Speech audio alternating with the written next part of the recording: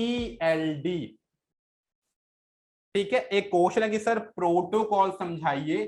Protocol का meaning है, जितना भी आप ये देख रहे हो HTTPS, इसको हम प्रोटोकॉल बोलते हैं।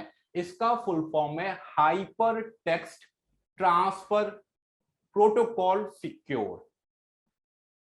यही वेबसाइट को कमांड करता, नेट कमांड करता ओपन करने के लिए। अभी इसमें एक ये S का पार्ट है, इसको ये बोलता, अभी आपको मैं यही एक्सप्लेन करने वाला हूं, अगर आपको ये चीजें क्लियर अप हैं तो। ये क्लियर अप है क्योंकि वेबसाइट के लिए बहुत ज्यादा इंपॉर्टेंट पार्ट है। हाँ भाई ना, इसी दोनों में डिफरेंस बताऊं क्या होने वाला है। क्लियर है क्या सबको?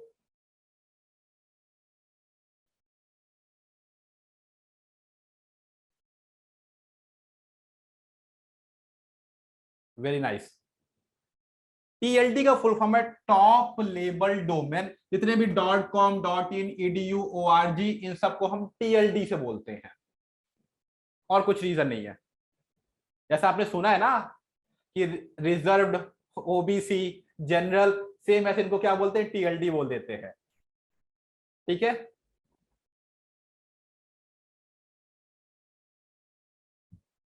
सर लेबल की लेबल ये क्या है, नहीं समझ पा रहा हूं मैं। अब हम समझते हैं कि दोनों में डिफरेंस क्या है। आप लोगों ने बोले सर ये जो दोनों हैं, दोनों में क्या डिफरेंस है ना? हम पहले ये समझते हैं। देखो, जिस वेबसाइट में आपको HTTPS मिले तो उसके पास आपको एक सिक्योर बटन दिखेगा। अभी आपको मैं दिखाता हूं प्रैक्टिकली भी। मतलब इसका मीनिंग, अगर आपके घर में S है तो आपकी वेबसाइट सिक्योर है, कोई भी आपकी साइट को हैक नहीं कर सकता है। आपने जो डाटा डाला वो डाटा सिक्योर है। अगर कोई हैक करेगा तो जहां से हमने होस्टिंग ली है, जहां से हमने होस्टिंग परचेस की है, हम उनके ऊपर क्लेम कर सकते हैं। मतलब वही बात हुई कि मैंने अपने घर पे क्या लगाया हुआ है? सिक्योरिटी गार्ड लगाया है, उसके बाद भी चोरी हो गई तो हम सिक्योरिटी गार्ड के ऊपर एक्शन ले सकते हैं। सेम यह कॉन्सेप्ट यहां पे है।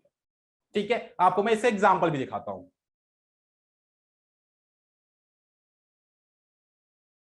देखो मैं वेब गूगल पे आया, देखो ये दिख रहा है, वेबसाइट दिख रही है। अब आपने देखा होगा, ये दिख रहा, आपको दिख रहा होगा यहाँ पे ये लॉक लगा है। ये लॉक का इंडिकेशन ही क्या है? ये वेबसाइट सिक्योर है। अगर आपका इनका यूआरएल आप कॉपी करोगे ना, तो इनके यूआरएल में आपको दिख रहा है HTTPS दिख रहा है। ठीक है, मतलब ये वेबसाइट बिल्कुल सिक्योर है। मतलब इसको कोई हैक नहीं कर सकता। जो डाटा डाला, डाटा पूरा सिक्योर है। अगर किसी ने हैक कर भी लिया तो जहां से उन्होंने होस्टिंग ली है उनके ऊपर क्लेम कर सकते हैं, मानहानि का केस कर सकते हैं। ठीक है, जितने का चाहो उतने कर सकते हो मानहानि।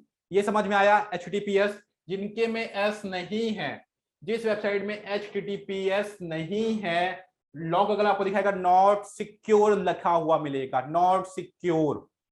वहां पर लॉक का इंडिकेशन नहीं मिलेगा, लॉक नहीं मिलेगा, नॉट सिक्योर लिखा हुआ मिल जाएगा, नॉट सिक्योर।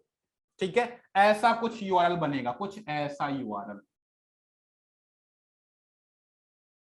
ठीक है, जिसमें सिक्योर होगा उसमें HTTPS मिल जाएगा। ठीक है, अब इसको बोलो सर इसके और इसके में क्या मेन फैक्टर है? देखो ये समझना, अगर मुझे HTTP से HTTPS में जाना है तो क्या करना पड़ेगा? यहां से वहां जाना है तो इसके लिए एक सर्टिफिकेट है जो खरीदना पड़ता है, बस। अगर आप ये सर्टिफिकेट ले लोगे आपकी वेबसाइट सिक्योर हो जाएगी। कुछ पैसे देने पड़ेंगे, बस ये होता है। और इसका फुल फॉर्म कौन बताएगा? वाह, कुछ आपने बहुत पहले डाल दिया।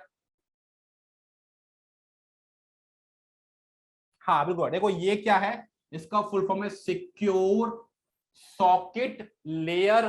फुल फॉर्म है, इसका काम सिर्फ यही है, एस नहीं है, एस प्रोवाइड कर देगा, आपकी वेबसाइट को सिक्योर करेगा। उसके बाद भी अगर हैक हो गई तो जहां से लिया है उनके ऊपर आप 1 करोड़ का मानहानि का दावा कर देना, वो आपको उतने पैसे देंगे। ठीक है, यहां तक समझ में आया?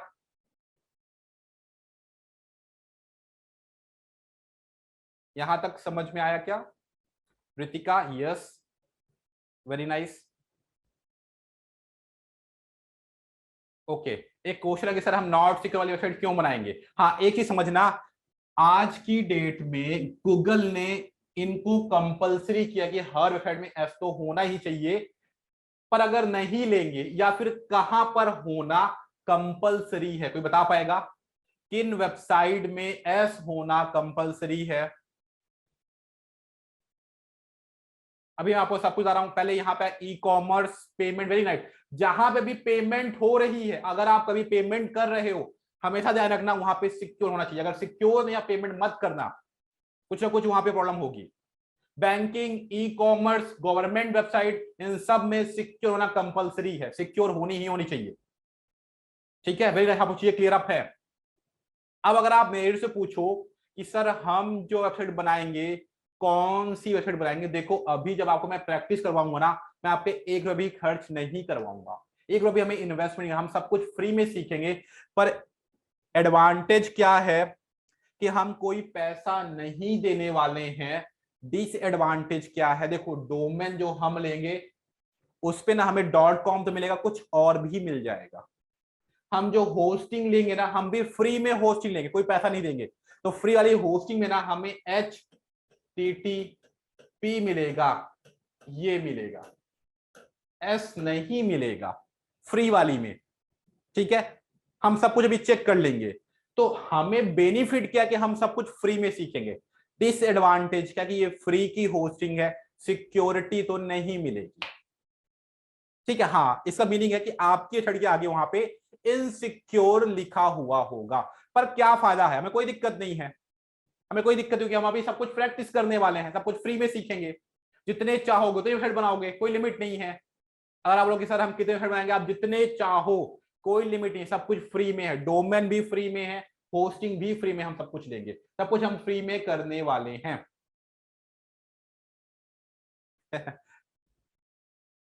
फ्री वेबसाइट का भी एसईओ होता है, पर उस केस में हम बाद में पेड वाले पार्ट में भी आ जाएंगे।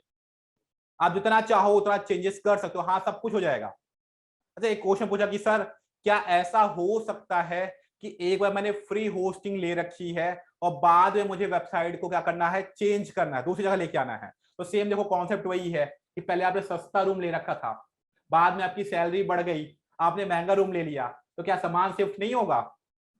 बिल्कुल हो जाएगा, वो चीजें भी हम कर सकते हैं। ठीक है, सब कुछ चेंजेस कर सकते हैं। सिर्फ एक चीज याद रखना, जो आपने डोमेन नेम लिया है, जैसे अगर आपने, जैसे मैंने लिखा लिया, मैंने कुछ ऐसा ले लिया, मैंने ये ले लिया, इसमें जितने भी अल्फाबेट हैं वो चेंज नहीं होंगे। सेम वही कॉन्सेप्ट है, आपने मोबाइल नंबर लिया है, उसमें एक डिजिट भी चेंज नहीं होगा।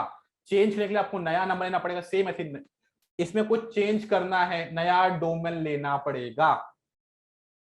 ठीक है, और इसके पैसे लगते हैं।